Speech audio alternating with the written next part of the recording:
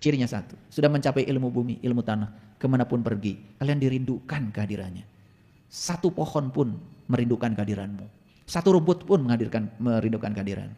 Insya Allah. Makanya orang baik tidak pernah bercita-cita masuk surga. Nih Ibu Pertiwi kita ini sekarang, ibu kita yang melahirkan kita, dunia ini sekarang sedang menangis. Terkenang dengan emas intan yang dirampok oleh manusia setiap saat. Digali habis-habisan. Dan manusia tidak mau mengembalikan kepada alam untuk menjaga keseimbangan. Makanya bumi sekarang semakin lambat rotasinya. Dan teman saya di astronomi mengatakan bumi mengelilingi matahari pun sudah melambat. Jadi evolusi bumi sudah melambat. Bisa jadi nanti siang dan malam tidak 24 jam lagi. Sudah melambat. Rotasinya sudah melambat. Kenapa? Terlalu banyak lubang-lubang yang dibuat manusia di bumi ini. Akibatnya dia menghambat rotasi. Hutan, gunung, sawah, lautan, simpanan kekayaan. Hutan dirampok, laut dirampok. Manusia sekarang serakah. Lupa kalau bumi ini adalah titipan buat anak cucu kita. Tidak pernah memikirkan bagaimana kehidupan anak cucu kita ke depan.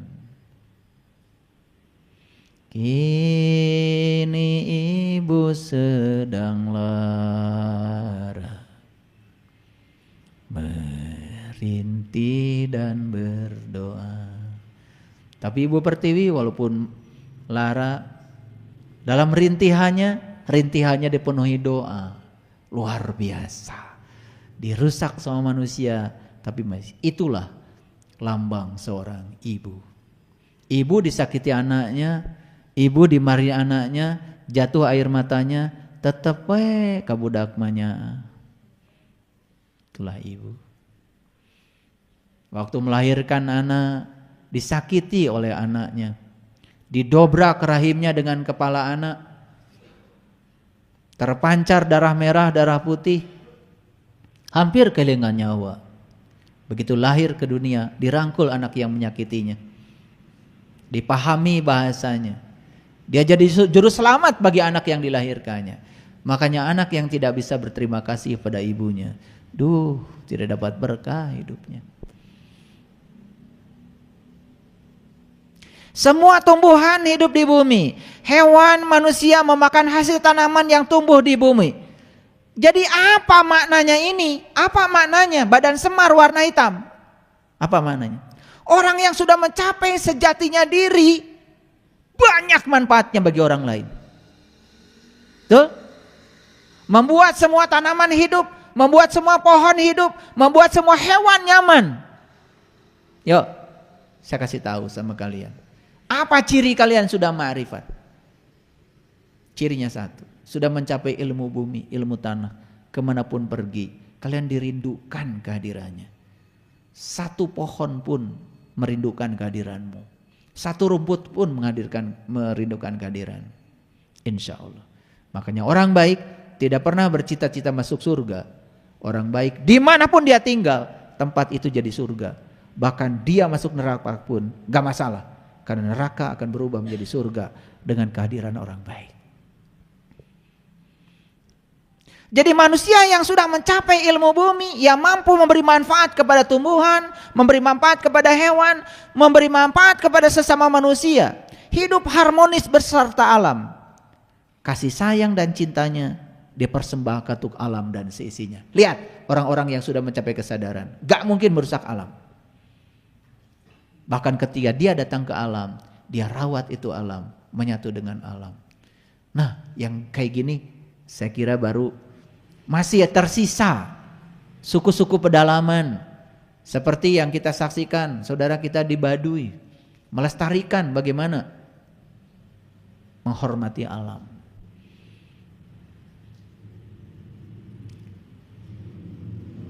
Jadi ngerti sekarang kenapa kulit semar warna hitam, ngerti? Oke. Sekarang kita bahas wajah semar, warnanya putih berseri. Maka di Quran dikatakan, pada saatnya akan ada orang-orang beriman yang wajahnya putih berseri. Jadi orang beriman itu wajahnya putih berseri. Makanya lucu kalau ada orang membuat semar, warna wajahnya aneh, harus putih. Karena leluhur kita memberikan lambang itu. Apa maknanya? Menggambarkan kolbu dan pikiran yang bersih. Itulah cerminan orang yang sudah bersih di dalam, wajahnya bersih, penuh persahabatan, enak dipandang, senyumnya menarik, kata-katanya membuat orang lain selalu rindu. Itulah. Makanya untuk bisa membersihkan kolbu dan pikiran diperlukan perjuangan lahir dan batin. Salah satunya adalah wudu dan sholat. Nih, jangan salah arti. Wudu artinya apa? Berpisah. Sholat artinya apa? Menyatu. Berpisahlah dengan segala sesuatu selainnya. Menyatulah dengan Dia. Siapa yang sudah semar, syahadatnya betul, elengnya sudah sah, ya, mengenalnya sudah benar, ya, apal ke jati diri, rasanya sudah hidup, sudah semar, maka wajahnya putih berseri, dirindukan semua orang. Wah, kalau begitu mulai besok wajah saya mau dikasih warna putih aja biar kayak semar. Bukan itu maksud saya, ya. Putihkan wajahmu dengan amalanmu. Putihkan wajahmu dengan akhlak muliamu. Gitu. Jadi putih itu adalah lambang dari apa tadi? Lambang dari cahaya. Dalam putih ada semua warna. Jadi orang yang sudah putih, sudah suci, menerima semua perbedaan, menerima semua warna.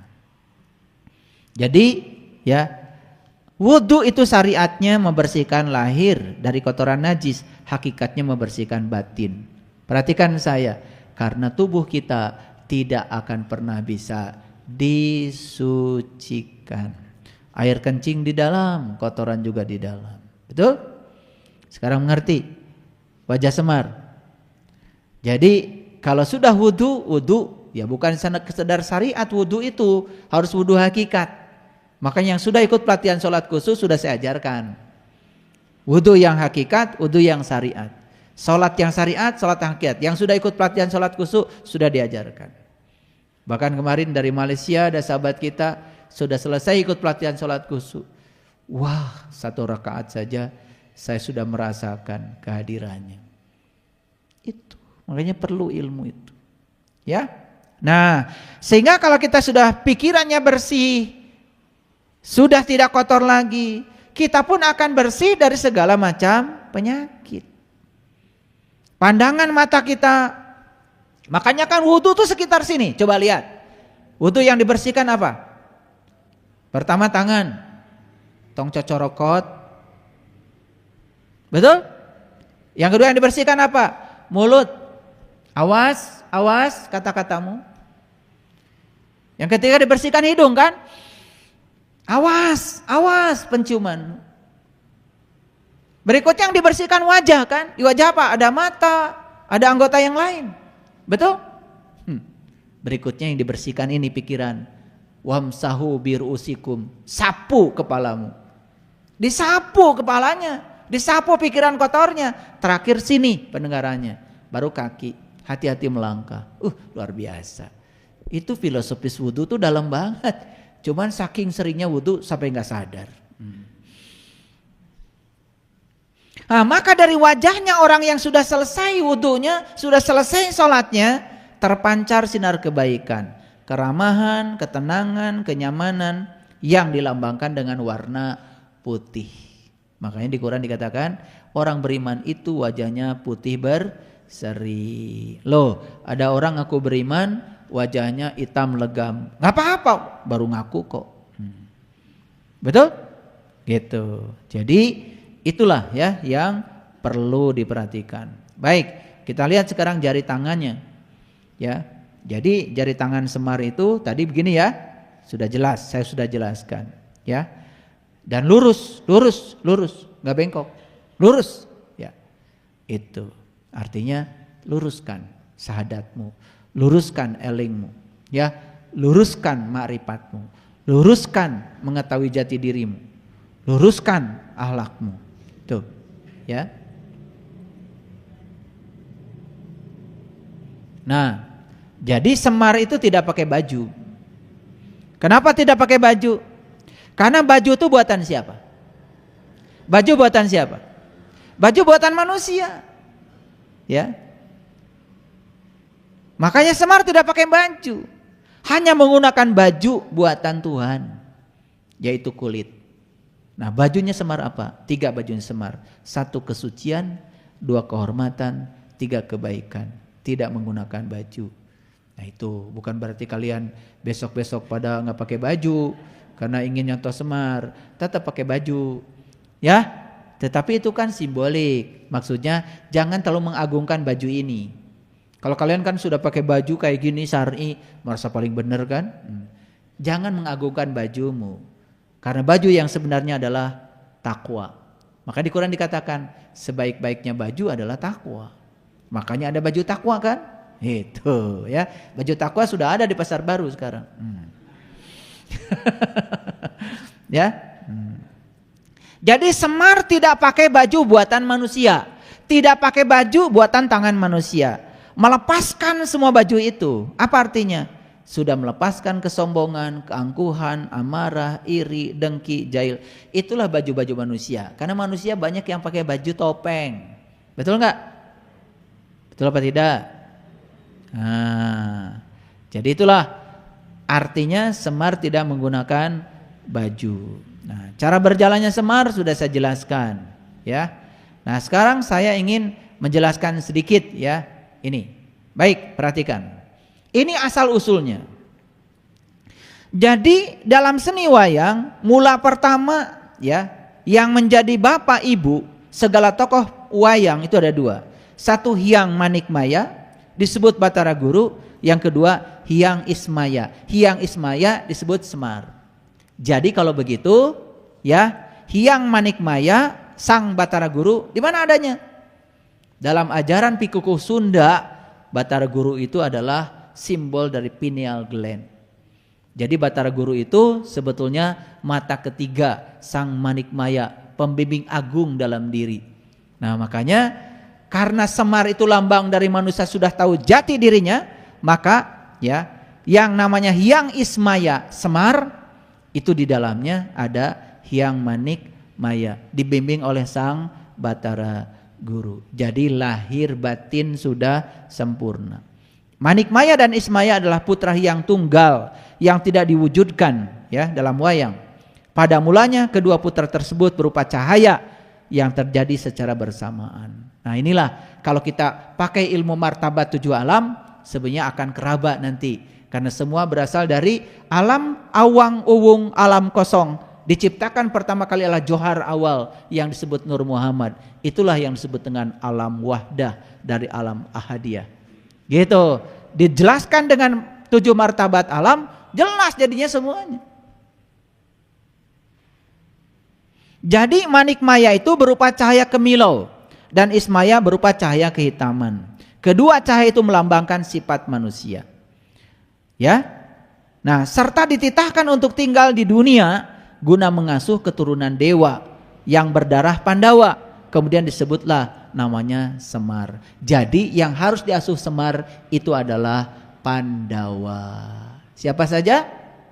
Yudhistira, Bima, Arjuna, Nakula, Sadewa. Tahu? Tahu? Kasihan Delo. Yudhistira, Bima, Arjuna, Nakula, Sadewa. Itu yang disebut dengan Pandawa 5. Di mana dalam diri kita? Dalam diri kita wujudnya adalah panca indera. Jadi itu yang harus diaping oleh Semar ternyata.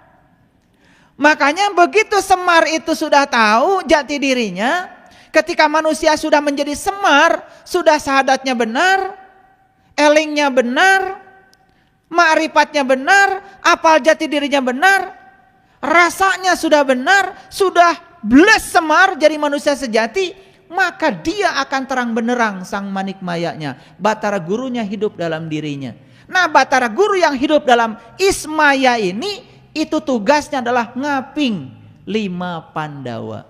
Mana yang 5 Pandawa? Yang harus diaping oleh kita itu 1 penglihatan, 2 pendengaran, 3 penciuman, 4 pembicaraan, yang kelima adalah perasa.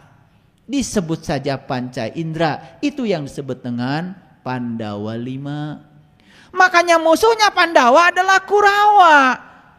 Karena di sini ada Pandawanya, di sini juga ada Kurawanya.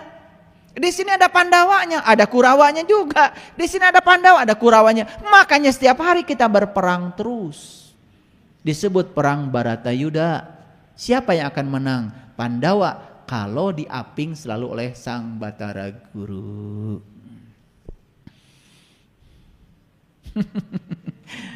Kalau nggak ngerti ini, kalian cuma nonton wayang aja. Makanya ya, ini jadi saya jelaskan. Jadi Pandawa 5 itu 1 adalah indera hidung, ini disebutnya Yudhistira. Yang kedua indera telinga, ini disebutnya Bima. Indera mata disebutnya Arjuna. Indera mulut disebutnya Nakula. Dan indera perasa disebut Sadewa. Itu yang harus diaping oleh kita.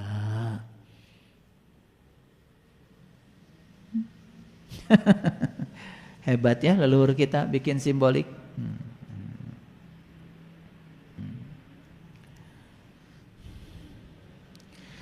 Para tokoh Pandawa 5 yang terdiri dari Yudhistira, Bima, Arjuna, Nakula, Sadewa mengandung makna simbolik.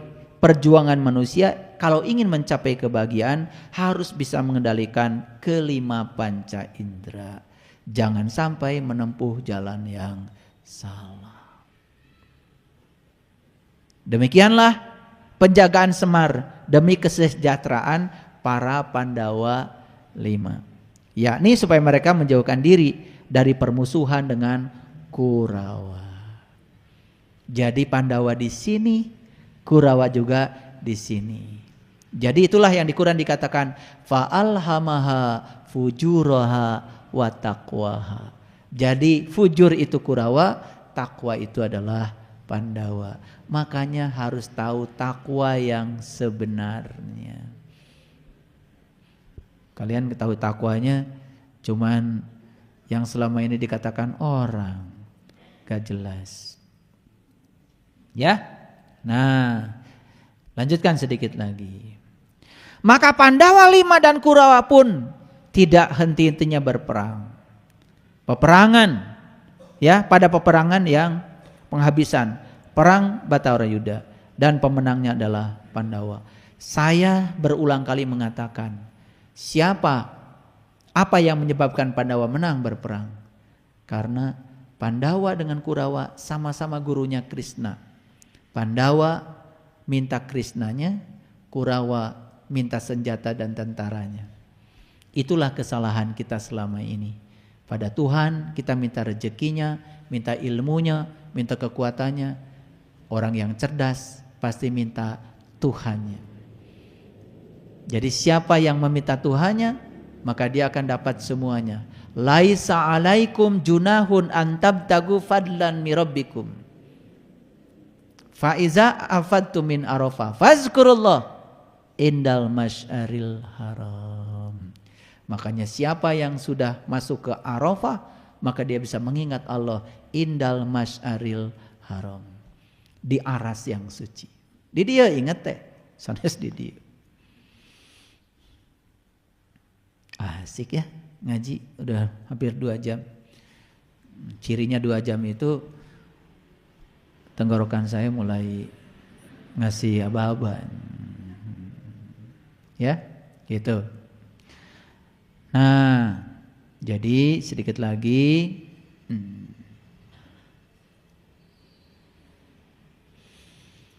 Semar dapat diartikan sebagai panakawan, punakawan. Punakawan itu artinya apa? Abdi. Pana ternyata artinya tahu dalam bahasa Sanskerta. Kawan itu teman. Jadi panakawan itu orang yang tahu teman. Jadi panakawan berarti tahu akan kepentingan teman, tahu akan kepentingan umum. Makanya coba pidatonya Semar selalu saja untuk masyarakat, untuk negara, untuk umum. Semar gak pernah pidato buat kepentingan dirinya.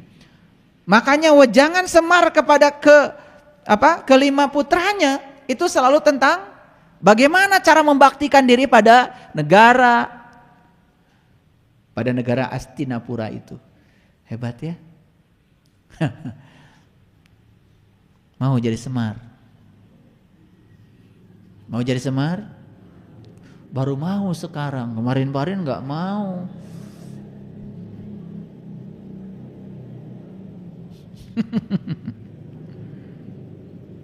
Jadi panakawan itu orang yang tahu teman, orang yang bisa merasakan kesusahan orang lain. Itu kalau mau jadi Semar begitu. Makanya Semar selalu mengikuti Janaka. Udah saya jelaskan tadi, Janaka dari kata jana dan ka.